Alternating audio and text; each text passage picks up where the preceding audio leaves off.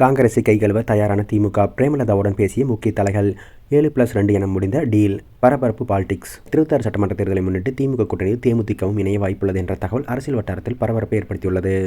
கடந்த சில மாதங்களாக எந்த கூட்டணியில் சேருவது என்ற சஸ்பென்ஸ் வைத்திருந்த தேமுதிக பொதுச் செயலாளர் பிரேமலதா விஜயகாந்த் இறுதியாக திமுகவுடன் கைகோர்க்க தீர்மானித்துள்ளதாக கூறப்படுகிறது.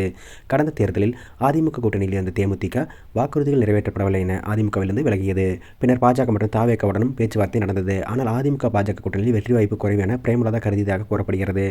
மேலும் தற்போது விஜயகாந்தின் மறைவால் ஏற்பட்டுள்ள அனுதாப அலை தேர்தலில் ஓட்டாக மாறும் என்பதால் வெற்றி அதிக வாய்ப்பு உள்ள கூட்டணியில் தான் சேர விரும்புகிறார். இதேபோல தவேகாவுடன் ஆரம்பத்தில் பேச்சுகள் நடந்தது. தவேகா காங்கிரசுடன் இணைந்தால் தாமும் அந்த கூட்டணியில் சேரலாம் என்றும் எண்ணம் இருந்தது.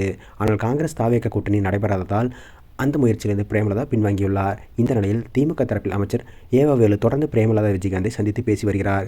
தேமுதிகவுக்கு 7 தொகுதிகள் மற்றும் பிரேமலதா விஜய் பிரபாகரன் போட்டியிட தனியே 2 தொகுதிகள் வழங்குவது குறித்து பேச்சுவார்த்தை நடைபெற்று வருவதாக தகவல் வெளியாகியுள்ளது. மேலும் தேர்தல் செலவுக்காக ஒரு பகுதியை திமுக ஏற்கும் வாய்ப்பும் பேசப்பட்டதாக கூறப்படுகிறது. இதற்கிடையே காங்கிரஸ் திமுகவிடமிருந்து 35க்கும் மேற்பட்ட தொகுதிகள் கோரி வருகிறது. ஆனால் திமுக அதிகபட்சம் 28 தொகுதிகள் மட்டுமே வழங்க தயார் என கூறப்படுகிறது. அமைச்சரவையில் இடம் வழங்கும் விவகாரத்திலும் திமுக கட்டுப்படுத்தப்பட்ட நிலைப்பாட்டில்தான் உள்ளது. திமுக கூட்டணியில் சேர்ந்தால் காங்கிரசுக்கு கிடைக்கும் தொகுதி எண்ணிக்கை மேலும் குறைய வாய்ப்புள்ளது. ஒருபடி மேலாக 10 தொகுதிகள் தேமுதிகவுக்கு ஒதுக்கப்படலாம் என திமுக தலைமையகம் பரிசீலித்து வருவது காங்கிரஸ் தரப்புக்கு சவாலாக மாறியுள்ளது. அகில இந்திய அளவில் ஏற்கனவே பின்னடைவை சந்தித்து வரும் காங்கிரசுக்கு தமிழ்நாட்டில் திமுக கூட்டணியை விட்டு வெளியேறுவதற்கான சூழல் இல்லை என கூறப்படுகிறது.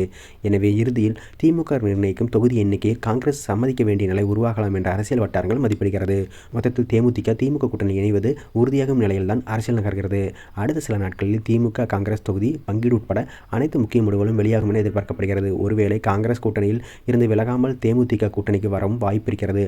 அப்படி வந்தால் திமுக தலைமைக்கு சற்று நெருக்கடி ஏற்படலாம் எனவும் சொல்லப்படுகிறது. காரணம், கடந்த தேர்தலின் போது காங்கிரசுக்கு 25 தொகுதிகள் ஒதுக்கப்பட்ட பிறகு கட்சிகளுக்கு 2 முதல் 10 சீட்டுகள் வரை ஒதுக்கப்பட்டது. தற்போது தேமுதிக வந்தால் அந்த கட்சிகளின் சீட்டுகள் குறைக்கப்படலாம் என சொல்லப்படுகிறது. கடந்த தேர்தலை விட இந்த தேர்தலில் கூடுதல் தொகுதிகள் கேட்போம் என திமுக கூட்டணி கட்சிகள் கூறி வரும் நிலையில் தேமுதிக வந்தால் அவற்றின் சட்டமன்ற தொகுதிகளின் எண்ணிக்கை குறையும் வாய்ப்புள்ளது.